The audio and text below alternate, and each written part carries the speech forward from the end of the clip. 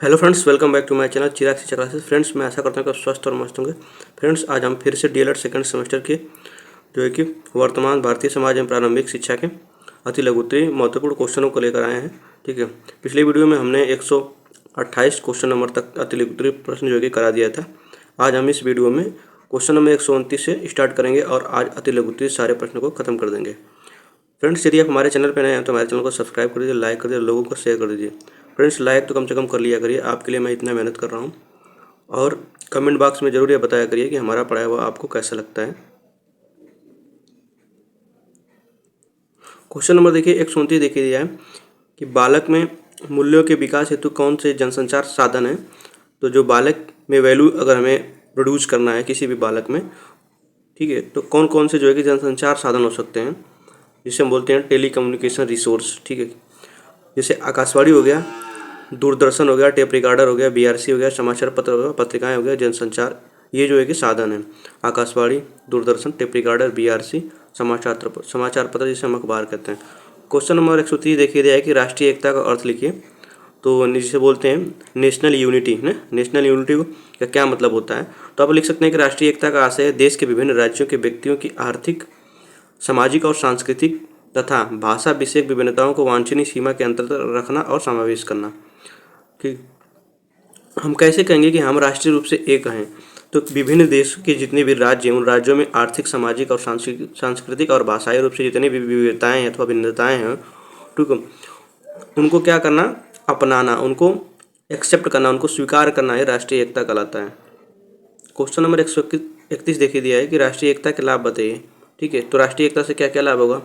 भाषा के विकास में सहायक होगा। जैसे कि अगर हम तेलुगु जानते हैं और हिंदी नहीं जानते हैं, हिंदी भाषी प्रदेश में के लोग के साथ रहेंगे, उनकी भाषा को महत्व देंगे, तो जाहिर सी बात है कि हमें दूसरी भाषा भी सीखने में आसानी होगी। भ्रष्टाचार का अंत होगा। भ्रष्टाचार का अंत मतलब अगर कोई एक काम गलत हो रहा है तो उस पर अगर एकजुट लोग होकर के काम करेंगे तो उसको भ्रष्टाचार से मुक्ति पाई जा सकती है। ठीक है, स्वार्थ पूर्ण भावनाओं का विकास होगा। राष्ट्रीय संस्कृति एवं आर्थिक प्रगति में सहायक होगा, सामाजिक प्रगति में सहायक होगा और राजनीतिक एकता बनाए रखने में सहयोगी होगा राष्ट्रीय एकता। आप एक लाइन में भी ऐसे लिख सकते हैं कि राष्ट्रीय एकता भाषा के विकास में, सामाजिक प्रगति में, राजनीतिक और स्वार्थपूर्ण में और राष्ट्रीय संस्कृति आदि में जो है कि सहयोगी होगा। क्वेश्चन नंबर 132 देखिए दिया है कि अंतर्राष्ट्रीय सद्भावना का अर्थ बताइए। तो अंतर्राष्ट्रीय सद्भावना का मतलब होता है, ये एक प्रकार की भावना होती है जो व्यक्ति को यह बताती है कि वह अपने राज्य का सदस्य नहीं है बल्कि विश्व का नागरिक भी है।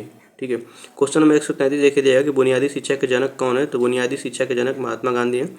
बुनियादी शिक्षा में महात्मा गांधी ने कहा था कि हमारी जो शिक्षा वो इस प्रकार से होनी चाहिए ताकि हम पढ़ाई करने के बाद रोजगार परक हो सकें, मतलब हमको कोई ना कोई रोजगार मिल सके जिससे हम अपनी जीविका चला सकें। बुनियादी शिक्षा को जो है कि फाउंडेशन कोर्स भी कहा जाता है। क्वेश्चन नंबर 134 देखिए दिया कि मॉन्टेसरी शिक्षण पद्धति की प्रमुख विशेषताएं लिखिए।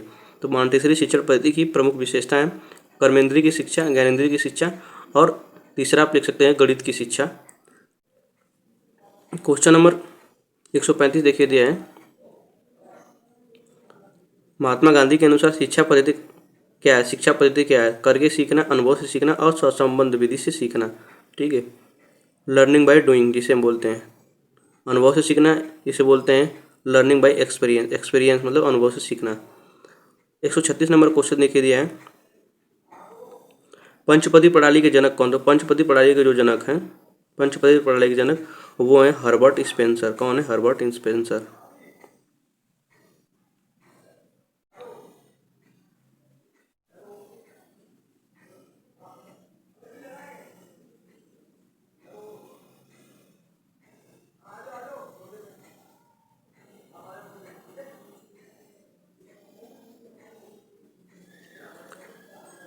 क्वेश्चन नंबर 137 देखिए जाएगा खेल विधि का जनक कौन है। तो खेल विधि के जनक कौन है, फ्रोबेल है। खेल विधि मतलब किंडरगार्टन विधि और खेल विधि दोनों के जो जनक हैं फ्रोबेल हैं। फिर नीचे देखिए दे दिया है कि किंडरगार्टन पद्धति के जनक कौन है। किंडरगार्टन पद्धति के जनक फ्रोबेल हैं।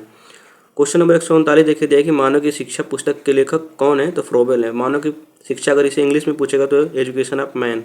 एजुकेशन ऑफ मैन पुस्तक के लेखक कौन है, तो फ्रोबेल।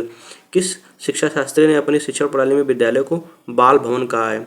किस शिक्षा शास्त्री ने, तो गिजुभाई बधेका ने। गिजुभाई बधेका ने जो शिक्षार्थी हैं उनको बाल देवो भव कहा है, यानी कि जो बालक होते हैं वो देवता के समान होते हैं। क्वेश्चन नंबर 141 देखिए दिया है कि जनसंख्या शिक्षा को राष्ट्रीय कार्यक्रम के रूप में किस वर्ष लागू किया गया? तो जनसंख्या शिक्षा को 1969 में जो है कि लागू किया गया। क्वेश्चन नंबर 142 देखिए देखिए शिक्षा को निश्चित स्तर तक सभी लोगों के लिए अनिवार्य एवं निःशुल्क उपलब्ध कराना किस योजना अथवा कार्यक्रम का तात्पर्य है? मतलब कौन सी योजना अथवा कार्यक्रम यह बताता है कि सभी लोगों को अनिवार्य एवं निःशुल्क शिक्षा जो है कि विद्यार्थियों को मिलनी चाहिए? तो शिक्षा का जो सार्वभौमिकरण है, सार्वभौमिकरण का शिक्षा को प्रत्येक बालक तक पहुंचाना, मतलब सार्वभौमिकरण मतलब होता है कि प्राइमरी स्तर तक के, ठीक है, मतलब 6 से 14 वर्ष तक के बच्चों को निःशुल्क और अनिवार्य शिक्षा प्रदान करना। क्वेश्चन नंबर 143 देखिए दिया है कि एक निश्चित आयु स्तर के कम आयु स्तर के बालकों में घरेलू कार्य कराना कहलाता है बाल श्रम। क्या कहलाता है? बाल श्रम कहलाता है। एक निश्चित आयु स्तर से कम, निश्चित आयु स्तर का मतलब होता है जैसे हम कहते हैं कि 14 वर्ष से कम का अगर कोई बालक कार्य कर रहा है किसी भी कल कारखानों इत्यादि में, तो यह जो है कि इलीगल है, ठीक है। तो उसी को कह रहा है कि एक निश्चित कार्य आयु स्तर से कम आयु स्तर के बालकों से घरेलू कार्य कराना कहलाता है बाल श्रम कहलाता है। क्वेश्चन नंबर 144 देखिए दिया कि परिवार, समाज, राज्य एवं जनसंचार माध्यम किसके प्रभावी कारक हैं? ठीक है, तो शिक्षा के। क्वेश्चन नंबर 145 देखिए दिया कि विद्यालय में सभी को एक साथ रखना, सबके साथ एक समान व्यवहार करना और सभी के बीच एकता बनाए रखना क्या कहलाता है? शैक्षिक अवसरों की समानता। मतलब एजुकेशनल रूप से जो है कि सबको एक अपॉर्चुनिटी मिल रही है, विद्यालय में एक साथ रह रहे हैं बच्चे, सबके साथ एक समान व्यवहार किया जा रहा है शिक्षकों द्वारा, तथा सभी के बीच एकता बनाए रखने की जो भावना हो, तो कहेंगे कि हम शैक्षिक रूप से क्या मिल रहा है, हमको इक्वेलिटी मिल रही है, मतलब शैक्षिक अवसरों की समानता। क्वेश्चन नंबर 146 देखिए दिया कि विद्यालय समाज में सभी के बीच बिना लिंग भेदभाव के कार्य व्यवहार करना कहलाता है। जैसे स्कूल अथवा समाज में बिना लिंग भेदभाव का जब व्यवहार किया जाता है तो उसे हम कहते हैं लैंगिक समानता, कि लड़की को भी बराबर और लड़के को भी बराबर जो कि समानता दी जा रही है। क्वेश्चन नंबर 147 देखिए दिया डाइट का पूरा नाम क्या है? तो डाइट का पूरा नाम DEIT,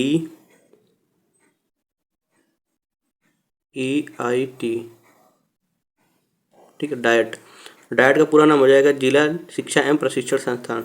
इसको इंग्लिश में अप्लाई करते हैं district education and institute training. Question number 148 देखिए दिया है कि NPRC का पूरा नाम क्या होगा? तो NPRC का पूरा नाम हो जाएगा न्याय पंचायत संसाधन केंद्र। इंग्लिश में अगर लिखेंगे हम तो न्याय जो है कि panchayat resource centre.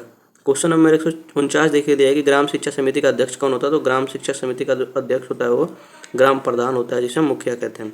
Question number 150 देखिए दिया है कि ग्राम शिक्षा समिति का सचिव कौन होता है? तो ग्राम शिक्षा समिति का जो सचिव होता है वो प्राइमरी स्कूल का जो प्रिंसिपल होता है, प्रधानाध्यापक, वो होता है। ग्राम शिक्षा समिति का जो सचिव होता है वो प्रधानाध्यापक होता है। क्वेश्चन नंबर 151 देखिए देगा राज्य शिक्षा संस्थान कहाँ है? तो राज्य शिक्षा संस्थान हमारा इलाहाबाद जो कि प्रयागराज में है। क्वेश्चन नंबर 152 देखिए दिया है कि राज्य हिंदी संस्थान कहाँ है? तो राज्य हिंदी संस्थान हमारा वाराणसी बनारस में है।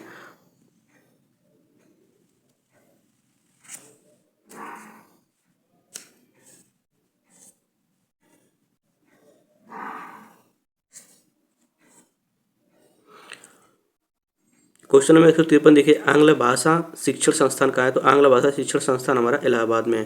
क्वेश्चन नंबर 154 देखिए दिया है कि बौद्धकालीन शिक्षा के अंतर्गत मठ में प्रवेश करने से पूर्व कौन सा संस्कार होता था? तो प्रवज्जा संस्कार बोलते हैं।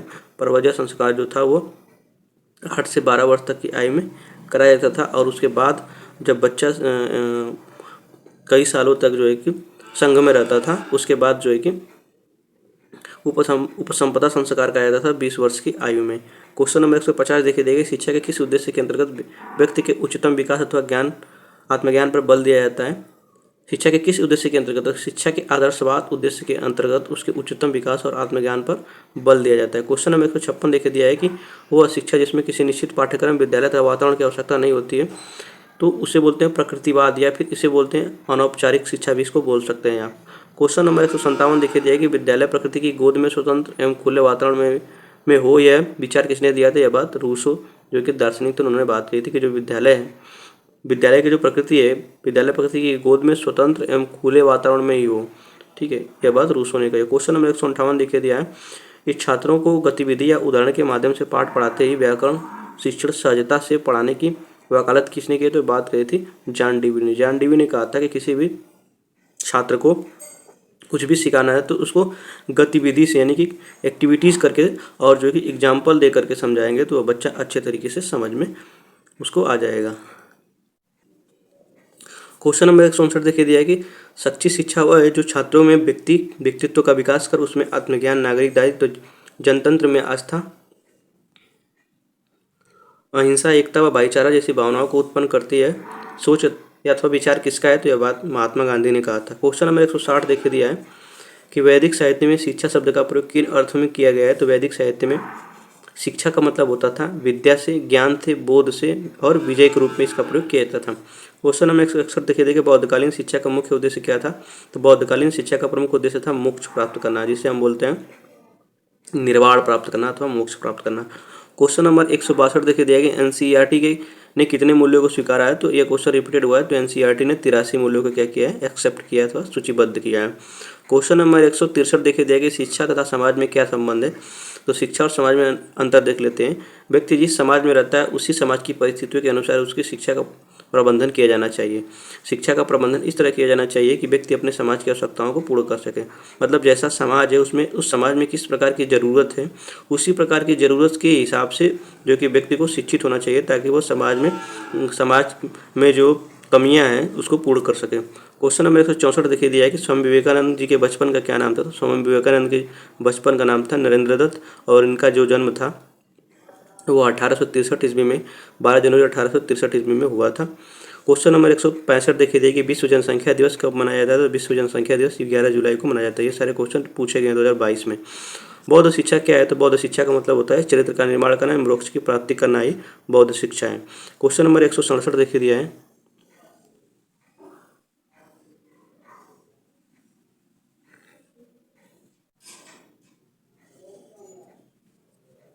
शिक्षा के सामान्य उद्देश्य क्या है? क्वेश्चन पूछा हुआ है। तो शिक्षा का उद्देश्य बालकों को उनके जीवन से संबंधित उपयोगी ज्ञान को प्रदान करना। शिक्षा का जो मुख्य उद्देश्य है वो बालक जो होते हैं उनके जीवन से रिलेटेड ठीक है यूजफुल जो नॉलेज है उसको क्या करना? प्रोवाइड कराना। क्वेश्चन नंबर 168 देखिए औपचारिक शिक्षा की कोई एक विशेषताएं लिखिए। तो औपचारिक शिक्षा में सुनियोजित ठीक है जिसको बोलते हैं वेल प्लान्ड ना मतलब अच्छे से प्लानिंग की गई होती है। औपचारिक शिक्षा में सुनियोजित प्रयासों तथा व्यवस्था की आवश्यकता होती है और अनौपचारिक में किसी सुनियोजित प्रयास अथवा व्यवस्था की आवश्यकता नहीं होती है। ठीक है उसमें ना तो समय निश्चित होता है और ना ही तो स्थान पाठ्यक्रम निश्चित होता है। क्वेश्चन नंबर 169 देखिए दिया है कि शिक्षा के प्रभावी कारकों के नाम लिखें। तो शिक्षा के प्रभावी कारक है दार्शनिक कारक जिसको बोलते हैं फिलासफर फैक्टर, सांस्कृतिक कारक ठीक है कल्चरल फैक्टर और आर्थिक कारक इकोनॉमिकल और राजनीतिक जिसको बोलते हैं पॉलिटिकल और नैतिक और जिसको बोलते हैं मॉरलिटी जो है कि फैक्टर, धार्मिक जिसे बोलते हैं रिलीजियस फैक्टर। तो ये शिक्षा के जो है कि महत्वपूर्ण प्रभावी जो है कि फैक्टर है दार्शनिक कारक, सांस्कृतिक कारक, आर्थिक कारक, राजनीतिक कारक, नैतिक कारक और धार्मिक कारक।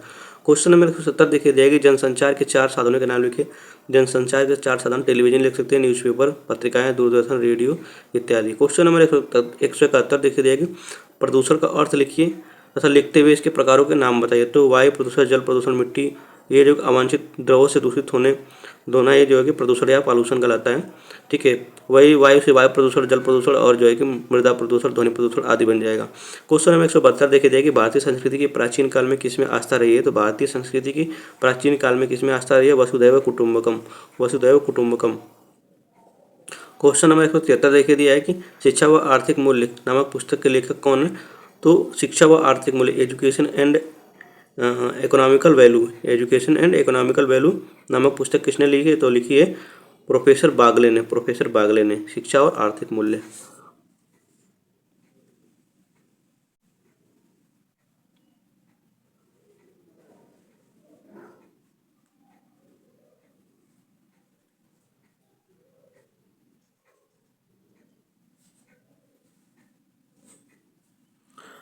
क्वेश्चन नंबर 174 देखिए दिया है कि शिक्षा वह है जो मानव को पार्श्विक प्रवृत्तियों से ऊंचा उठाती है। यह किस दार्शनिक ने कहा है? तो यह बात कही है अरस्तु ने। किसने कही है? अरस्तु ने कहा था कि स्वस्थ मनुष्य में स्वस्थ मस्तिष्क का विकास होता है।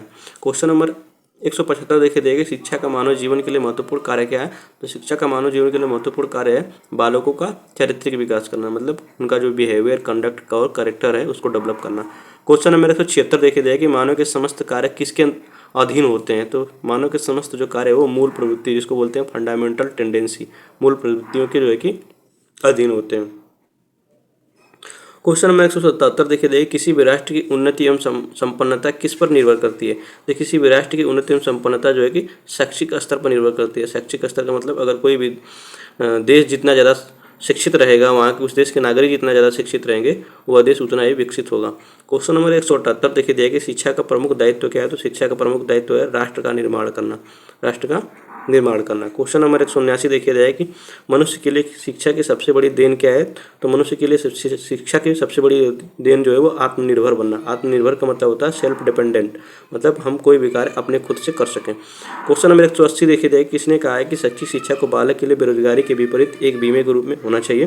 तो यह बात कही थी महात्मा गांधी ने बुनियादी शिक्षा में, जिसे हम फाउंडेशन कोर्स करते हैं, बुनियादी शिक्षा में भी महात्मा गांधी ने यह बात कही थी कि सच्ची शिक्षा वो है जिसमें किसी भी छात्र को ठीक है अथवा व्यक्ति को क्या मिल सके, रोजगार मिल सके, वह रोजगार परक हो सके, अपना जीविका चला सके। ठीक है, तो यह बात कही थी महात्मा गांधी ने। क्वेश्चन नंबर 181 देखिए जाए कि व्यावसायिक प्रशिक्षण मानव के दृष्टिकोण को संकुचित करता है। यह किसका कथन है। जो व्यावसायिक प्रशिक्षण है मानव के दृष्टिकोण को क्या करता है, संकुचित मतलब छोटा करता है, नैरो करता है। तो यह बात कही थी वी डी भाटिया। किसने कहा था, वी डी भाटिया ने कहा था। क्वेश्चन नंबर 182 देखिए जाए किसने कहा है ज्ञान ही पवित्रता है। ठीक है, ज्ञान ही पवित्रता है, यह बात कही थी सुकरात ने। सुकरात एक बहुत बड़े महान जो है कि दार्शनिक थे। क्वेश्चन नंबर 183 देखिए दिया है कि जिनका जन्म एथेंस यूनान में हुआ था। क्वेश्चन नंबर 183 देखिए दिया है, यह कथन किसका है, ज्ञान ही शक्ति है। ज्ञान ही शक्ति, यह बात कही थी अरस्तु ने। देखिए ज्ञान ही पवित्रता है, पवित्रता की बात करें तो सुकरात ने, और शक्ति की बात करें तो अरस्तु ने। क्वेश्चन नंबर 184 देखिए ज्ञान प्रगति है। तो यह बात कही है सोफिस्टों ने। ठीक है, ये 3 क्वेश्चन हैं जो थोड़ा कन्फ्यूजन में रहेंगे, तो इनको ध्यान से याद रखने की जरूरत है। ज्ञान है पवित्रता, ठीक है, पवित्रता की बात करेंगे तो सुकरात, और शक्ति की बात करेंगे तो अरस्तु, और प्रगति की बात करेंगे तो सोफिस्टो। 185 देखिए किसने बौद्धिक प्रशिक्षण के 2 पक्ष बताए हैं। तो बौद्धिक प्रशिक्षण के 2 पक्ष कमेनियस ने बताए। किसने, कमेनियस, जो कि एक शिक्षा शास्त्री थे। क्वेश्चन नंबर 186 देखिए ज्ञान वह पंख है जिसकी सहायता से हम स्वर्ग की प्राप्ति कर सकते हैं। तो ज्ञान वह पंख है जिससे स्वर्ग की प्राप्ति कर सकते हैं, इसने किसने कहा है, तो जॉन एडम्स ने कहा है।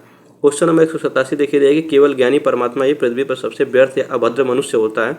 यह कथन किसका है, तो विलियम शेक्सपियर ने। यह बात किसने कही है, विलियम शेक्सपियर ने। विलियम शेक्सपियर जो है कि यूएसए के क्या हैं, राइटर हैं अथवा जो है कि दार्शनिक है। क्वेश्चन नंबर 188 देखिए जाए ज्ञान पर बल देने से विद्यालय ज्ञान की दुकान व शिक्षक सूचना विक्रेता बन जाते हैं। यह कथन किसका है, तो यह कथन कहा था व्हाइट हेड ने।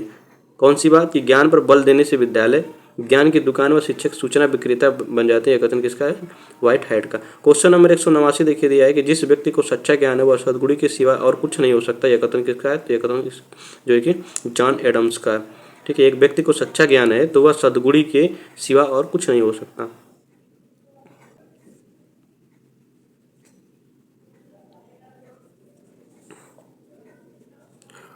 क्वेश्चन नंबर 190 देखिए मुस्लिम शिक्षा के प्रमुख केंद्रों के नाम बताइए। मुस्लिम शिक्षा के प्रमुख केंद्र हैं, तो मुस्लिम शिक्षा के प्रमुख केंद्र आगरा, दिल्ली, जौनपुर, बीदर, लाहौर, अजमेर, लखनऊ, बीजापुर, गोलकुंडा, मालवा, जालंधर, मुल्तान आदि। ये जो हैं ये मुस्लिम एजुकेशन के जो है प्रमुख सेंटर हैं। क्वेश्चन नंबर 191 देखिए दिया है कि प्राथमिक शिक्षा का प्रथम आयोग किसे कहा जाता है। तो हंटर आयोग को अथवा हंटर कमीशन को प्राथमिक शिक्षा का प्रथम आयोग कहा जाता है। क्वेश्चन नंबर 192 देखिए दिया है कि श्री गोपाल कृष्ण गोखले ने अपने विधेयक किस वर्ष प्रस्तुत किया था। तो श्री गोपाल कृष्ण गोखले ने 1911 में अपना विधेयक जो है कि प्रस्तुत किया था, जिसको विधेयक को बोलते हैं बिल। क्वेश्चन नंबर 193 देखिए जाए कि जिस व्यक्ति को सच्चा ज्ञान है वह सद्गुणी के सिवा और कुछ नहीं हो सकता। यह बात किसने कही थी, अभी बताएं आपको, सुकरात ने। क्वेश्चन नंबर 194 देखिए शिक्षा का उद्देश्य अपने छात्रों को राज्य, देश व ईश्वर के प्रति वफादार बनाना। यह बात कही थी महात्मा गांधी ने। क्वेश्चन नंबर 195 देखिए जाए कि प्लेटो ने नागरिकों को कितनी श्रेणियों में व्यक्त किया है। तो प्लेटो ने नागरिकों को 3 श्रेणियों में क्या किया है, डिवाइड किया है। क्वेश्चन नंबर 196 देखिए जाए कि वह शिक्षा किस काम की जो भविष्य के लिए वर्तमान का बलिदान करती है। यह बात कही थी रूसो ने। क्वेश्चन नंबर देखिए 197 में मनुष्य ही सबसे बड़ी आवश्यकता, सबसे बड़ा रक्षक चरित्र है, शिक्षा नहीं। तो यह बात कही थी स्पेंसर ने। क्वेश्चन नंबर 198 देखिए दिया है कि चरित्र की स्थापना करना विद्यालय शिक्षा व अनुशासन का मुख्य उद्देश्य है। यह बात कही थी जॉन डेवी ने। क्वेश्चन नंबर 199 देखिए दिया कि शिक्षा का उद्देश्य बच्चों को अच्छे आचरण की शिक्षा देना। यह बात किसने कही थी, तो यह बात कही थी हर्बर्ट स्पेंसर ने। क्वेश्चन नंबर 200 देखिए दिया है कि नैतिकता सिखाई नहीं जा सकती, किंतु बीमारी की तरह उसे केवल पकड़ा जा सकता है। यह कथन किसने है? स्टारबक ने। नैतिकता जिसको बोलते हैं मॉरलिटी, सिखाई नहीं जाती है। मतलब कहने का मतलब है स्टारबक का कि कोई भी बच्चा अथवा व्यक्ति किसी भी अच्छे परिवेश में रहता है तो उसे ज़रूरत नहीं है कि उसे सिखाया जाए, वह उसी माहौल में रह करके उस समाज से, उस परिवेश से अच्छी रहता है। जैसे 201 देखिए दिया है,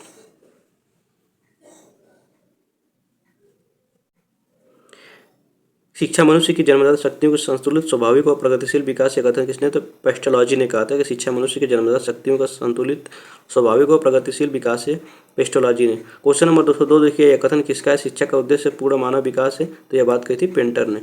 आदर्शवाद के अनुसार किस जगत का महत्वपूर्ण स्थान है? तो आध्यात्मिक का, आध्यात्मिक जगत का जो है कि महत्वपूर्ण स्थान है। जबकि प्रयोजनवादी और प्रयोजनवाद के लोगों ने आध्यात्मिक जगत अथवा आध्यात्मिक चीज़ों पर विश्वास नहीं रखा है, उन्होंने प्रकृतिवाद पर जो है कि विश्वास रखा है। क्वेश्चन नंबर 204 देखिए दिया कि आदर्शवाद के अनुसार ब्रह्मांड की रचना किस शक्ति से हुई है? तो आदर्शवाद के अनुसार ब्रह्मांड की रचना जो है आध्यात्मिक शक्ति से हुई है।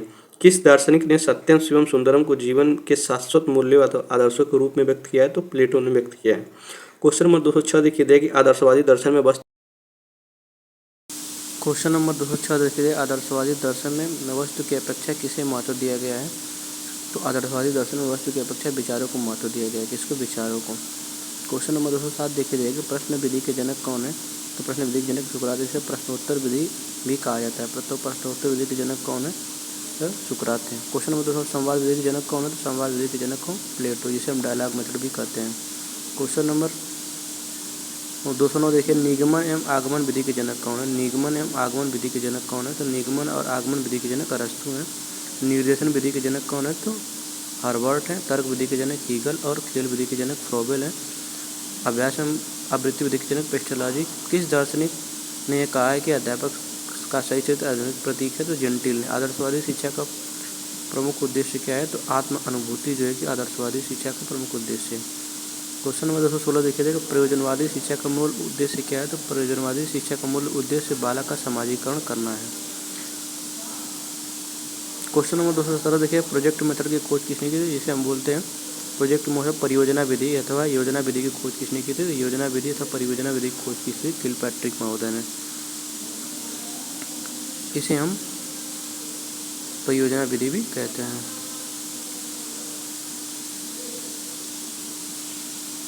क्वेश्चन नंबर 218 देखिए दिया कि अनुशासन के 4 तत्व किस दर्शन में बताए गए हैं? तो प्रयोजनवाद में। प्रयोजनवाद में अध्यात्म को बढ़ावा नहीं दिया गया, अध्यात्म पर विश्वास नहीं दिया गया है। डीवी के अनुसार शिक्षा सामाजिक प्रक्रिया किसके इसका साधन बताया? डीवी ने सामाजिक प्रक्रिया मानता है। बालक की शिक्षा हेतु विद्यालय आवश्यक होता है। डीवी से सामाजिक वातावरण कहते हैं। ठीक है, सोशल एटमॉस्फेयर अथवा इन्वायरमेंट। क्वेश्चन नंबर 220 देखिए कि शिक्षा एक उद्देश्य से वातावरण के साथ अनुकूल करना है, इस संबंध में डीवी के विचार हैं। तो शिक्षा का एक उद्देश्य वातावरण के अनुकूल करना, मतलब इमिटेट करना है, ठीक है, नकल करना है। तो शिक्षा की प्रक्रिया अनुकूल एक निरंतर प्रक्रिया है जिसके प्रत्येक अवस्था में उद्देश्य विकास की बढ़ती हुई क्षमता प्रदान करना होता है। ठीक है, ये कहते हैं कि बच्चा समाज में रहकर के, वातावरण में रहकर इमिटेट करके, नकल करके सीखता है। क्वेश्चन नंबर 221 देखिए देखिए, फ्रोबल के अनुसार शिक्षा का प्रथम उद्देश्य क्या है? तो फ्रोबल के अनुसार शिक्षा का प्रथम उद्देश्य है शरीर के और आत्मा को बंधन से मुक्त करना, जिसके लिए शिक्षा का समुचित वातावरण तैयार किया जाना चाहिए। फ्रोबल ये कहते हैं। क्वेश्चन नंबर 222 देखिए देखिए, फ्रोबल के अनुसार शिक्षा का द्वितीय उद्देश्य क्या है? दूसरा उद्देश्य ये है कि ऐसा बनना कि वह ईश्वर में स्थित सबकी एकता पहचान ले। इसलिए वह कहते हैं कि शिक्षा का उद्देश्य तभी सफल हो सकता है जब बालक वस्तु में निहित आंतरिक अविच्छिन्नता को समझ सके। क्वेश्चन नंबर 223 देखिए, फ्रोबल ने किंडरगार्टन कब प्रारंभ किया था? किंडरगार्टन तो फ्रोबल ने 1805 में जो है कि शिक्षण कार्य आरंभ किया। 1839 में उन्होंने जो है कि विद्यालय खोला जिसका नाम उन्होंने बाल उद्यान अथवा किंडरगार्टन रखा। वो कहते हैं कि हमें अपने बच्चों के लिए जीवित रहना चाहिए। क्वेश्चन नंबर 1805 में उन्होंने जो है विद्यालय जो है कि शिक्षण कार्य शुरू किया था और किंडरगार्टन की और बालोद्यान की जो स्थापना थी उन्होंने 1839 ईस्वी में करी थी। क्वेश्चन नंबर 224 देखिए, फ्रोबल के अनुसार शिक्षण के उद्देश्य बताइए। तो फ्रोबल के अनुसार शिक्षण का उद्देश्य मनुष्य में निहित शक्तियों का निरंतर विकास करना, मतलब कंटिन्यू डेवलप करना है, न कि उनको और अधिक ज्ञान। किसी ने कहा है कि much learning does not teach understanding, अधिक अध्ययन से समझ में आता नहीं है। और वहीं दादा कृष्णन कहते हैं कि main purpose of education should be deep नार ब्रॉड, मतलब कि शिक्षा का जो मुख्य उद्देश्य है वो विस्तृत नहीं होना चाहिए, क्या होना चाहिए, गहरा होना चाहिए। ठीक है, तो हम जो भी चीज़ पढ़ रहे हैं उसको गहराई से पढ़ें। ठीक है, हम ज़्यादा पढ़ने से कोई मतलब नहीं, जितना आप पढ़ रहे हैं उसी को अच्छे तरीके से जानें। क्वेश्चन नंबर 225 मॉन्टेसरी पत्रिका से मॉन्टेसरी कहती है कि बालक एक शरीर है जो बढ़ता है, एक आत्मा है जो विकसित होता है। विकास के इन दोनों स्वरूपों में न तो हम कुरूप बनना चाहते हैं और न ही उन्हें दबाना चाहिए, परंतु उस समय की प्रतीक्षा करनी चाहिए जब हम किसी शक्ति का क्रम के अनुसार विकास हो। मॉन्टेसरी का यह कहना है। क्वेश्चन नंबर 226 देखिए आदर्शवादी शिक्षा की कितनी विधियाँ हैं? तो आदर्शवादी शिक्षा की 8 विधियाँ हैं। क्वेश्चन नंबर 227 देखिए दिया है,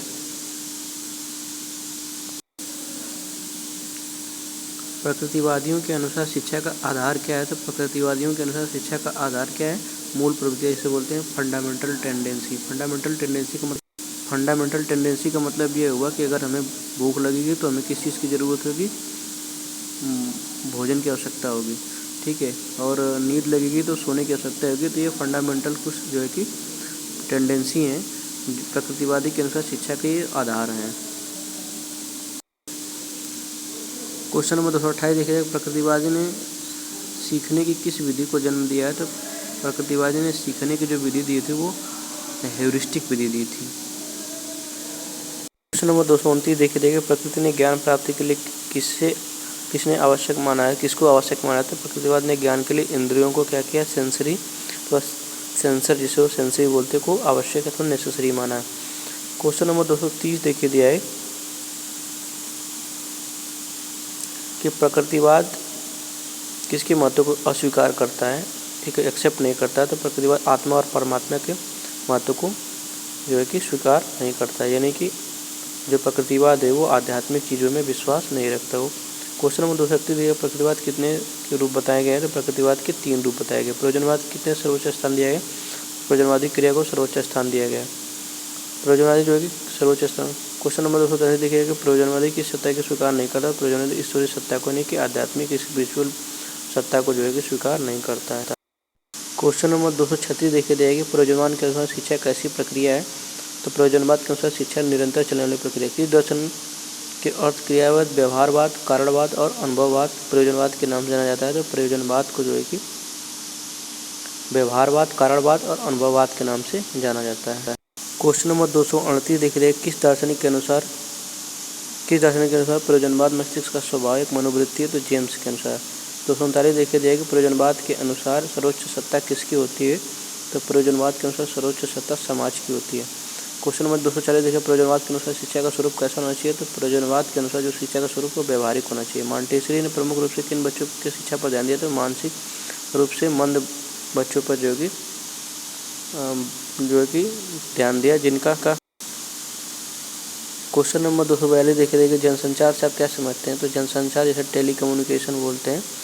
ठीक है, तो जनसंचार सामान्यतः जनसंचार के माध्यम से अभिकरण से जिनके प्रयोग से विभिन्न प्रकार की सूचनाएं, स्पष्टीकरण, प्रश्न आदि दूर दराज के क्षेत्रों में लगभग प्रत्येक व्यक्ति तक पहुंचाने का प्रयत्न किया जाए। ठीक है, जनसंचार का मतलब होता है कि ऐसे साधन जिनके माध्यम से प्रत्येक लोगों तक जो कि सूचनाएं अवगत कराई जाती हैं, उसे हम बोलते हैं संचार, जनसंचार। सामाजिक परिवर्तन की एक परिभाषा लिखिए। क्वेश्चन नंबर 243 देखिए दिया है कि सामाजिक परिवर्तन की एक परिभाषा दीजिए। तो गिलिन और गिलिन का अभिमत है। गिलिन और गिलिन ये साइकोलॉजिस्ट है, इन्होंने कहा है कि सामाजिक परिवर्तन जीवन की मानी हुई रीतियों में होने वाले बदलाव को कहा जाता है, चाहे यह बदलाव भौतिक दशाओं अथवा सांस्कृतिक साधनों अथवा जनसंख्या की रचना अथवा वित्त सिद्धांतों के बदलाव अथवा प्रसार के समुद्र के अंदर ही आविष्कारों का परिणाम स्वरूप हुए हों। ठीक है, सामाजिक परिवर्तन की में गिलिन और गिलिन ने यह बात कही है। क्वेश्चन नंबर 244 देखा जाए कि NCT से संबंधित उत्तर प्रदेश का कार्य कहाँ होता है? तो नई दिल्ली में, जिसे हम NCT कहते हैं। बौद्धकालीन शिक्षा के प्रमुख 2 केंद्रों के नाम बताए। तो तक्षशिला और नालंदा। नेशनल काउंसिल एक नेपाल में और एक बिहार में है। मूल्यपरक शिक्षा के उपयोग एक सुखद एवं समृद्ध भारतवर्ष का निर्माण करना है मूल्यपरक शिक्षा का उद्देश्य। भारतीय शिक्षा का माध्यकार पत्र किसे कहा जाता है? तो बोर्ड के घोषणा पत्र को, जो 1854 ईस्वी में आए थे। सारे क्वेश्चन जो है कि 2020 में पूछे गए हैं। क्वेश्चन नंबर 248 देखी जाएगी, पर्यावरण शब्द की उत्पत्ति किन 2 शब्दों से मिलकर होती है? पर्यावरण शब्द की उत्पत्ति 2 शब्दों से मिलकर परिधन आवरण, मतलब चारों तरफ से घिरा हुआ, या फिर पर्यावरण चारों आवरण का वातावरण, जिसे हम पर्यावरण कहते हैं।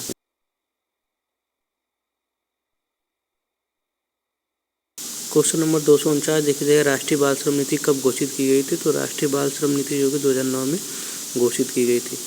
50 देखिए दिया है कि शिक्षा का निस्यंदन का सिद्धांत, जिसे छनाई का सिद्धांत भी कहा जाता है, तो लॉर्ड मैकाले ने दिया था। छनाई का सिद्धांत का मतलब होता है उच्च वर्ग को शिक्षा दी जानी चाहिए, जिससे कि शिक्षा उनसे होकर जो है छोटे वर्ग में बढ़ सके या फिर छन सके। यह बात लॉर्ड मैकाले ने कही थी। क्वेश्चन नंबर 251 देखिए जाए, प्लेटो को कई एक प्रमुख रचना के नाम लिखे। तो प्लेटो ने जो कि 2 पुस्तकें लिखे, रिपब्लिक और दिलाज। रिपब्लिक और दिलाज जो है कि प्लेटो की प्रमुख रचनाएं हैं। ये सारे क्वेश्चन जो है कि 2020 में पूछे गए हैं।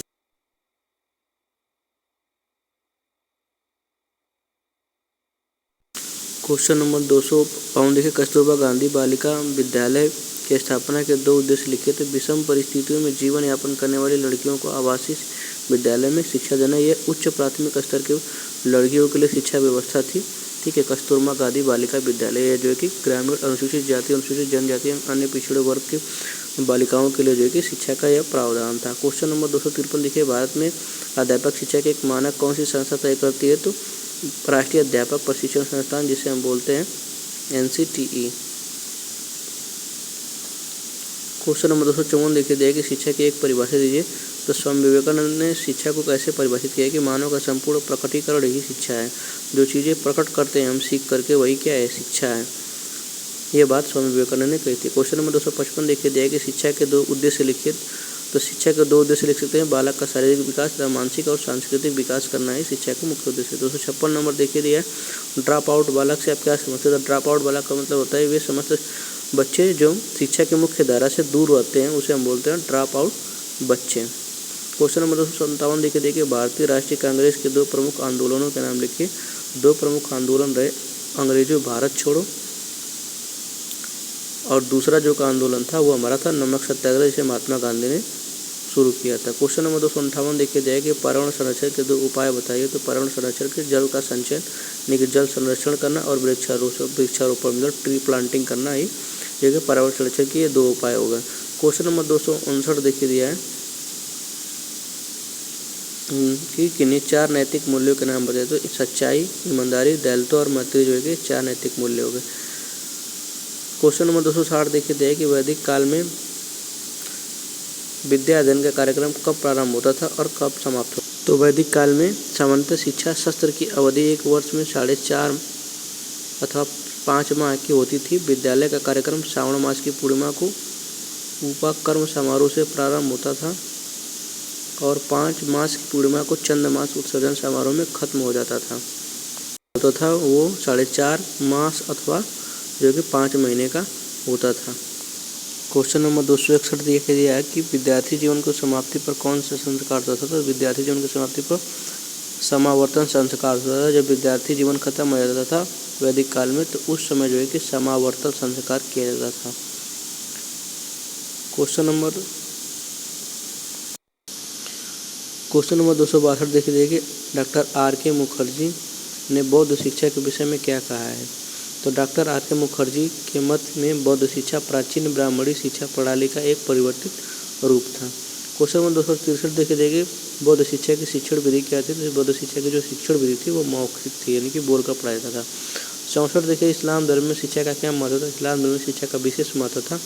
मोहम्मद साहब कहा करते थे कि दान में सोना देने की अपेक्षा अपने बच्चों को शिक्षा देना श्रेष्ठ है। मतलब दान में सोना देने से अच्छा है कि आप बच्चों को शिक्षा दीजिए। हिमायूनामा किसने लिखा था? तो हिमायूनामा बाबर की पुत्री गुलबदन बेगम ने हिमायूनामा लिखा था। गुलबदन बेगम ने, जो एक श्रेष्ठ ऐतिहासिक ग्रंथ है जो है कि हिमायूनामा।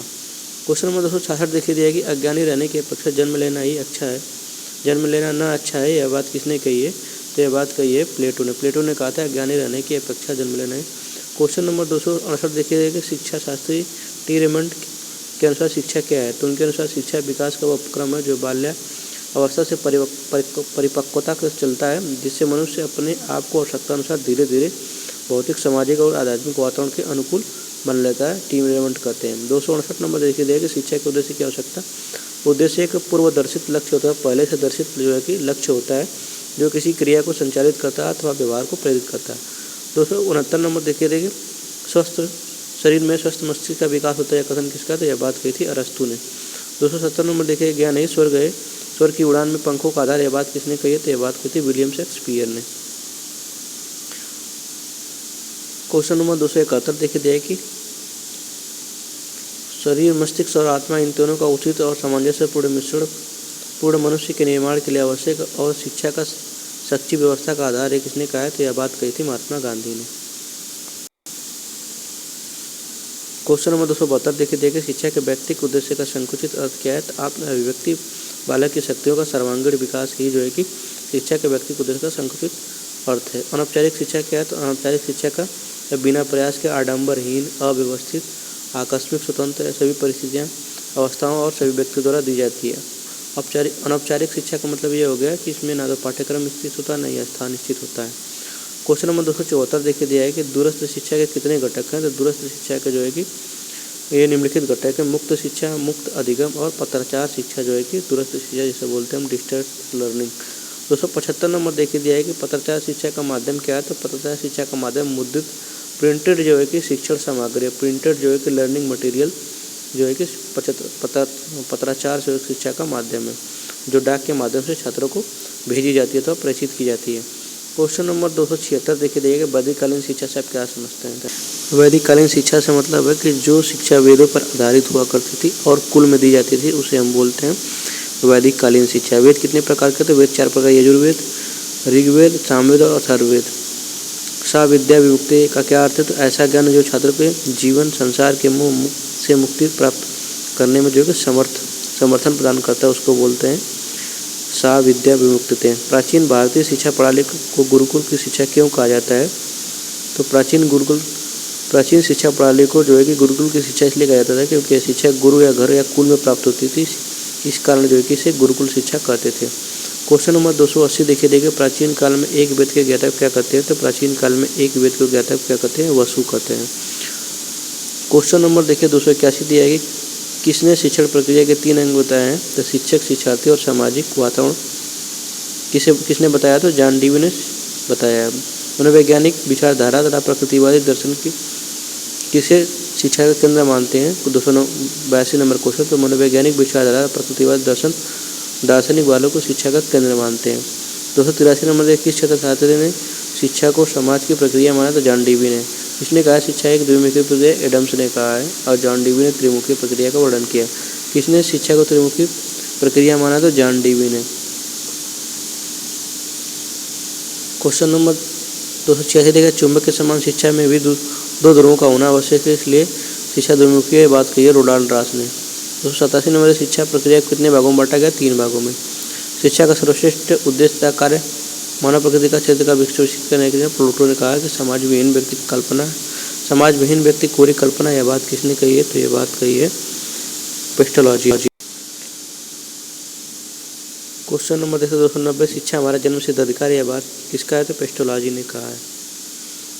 समाजविहीन कोरी कल्पना, यह बात रेमंड ने कही थी। पौधों का विकास कृषि के द्वारा एवं मनुष्य के विकास शिक्षा के द्वारा होता है, बात कही थी हरलाक ने। शिक्षा में अध्यापक शिक्षार्थी के साथ पाठ्यक्रम में सम्मिलित किया जाए क्योंकि पाठ्यक्रम के अभाव में शिक्षा का कार्य पूर्ण है, यह बात कही थी जॉन डीवी ने।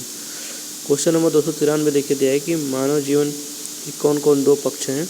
तो मानव जीवन के 2 पक्ष हैं, प्रथम शारीरिक और द्वितीय सामाजिक और सांस्कृतिक।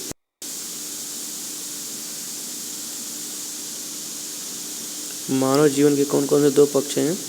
तो प्रथम शारीरिक, द्वितीय सामाजिक और सांस्कृतिक। विद्यालय में प्रवेश के समय कौन सा संस्कार किया जाता था? तो विद्यालय में प्रवेश के समय बिस्मिल्लाह संस्कार किया जाता था।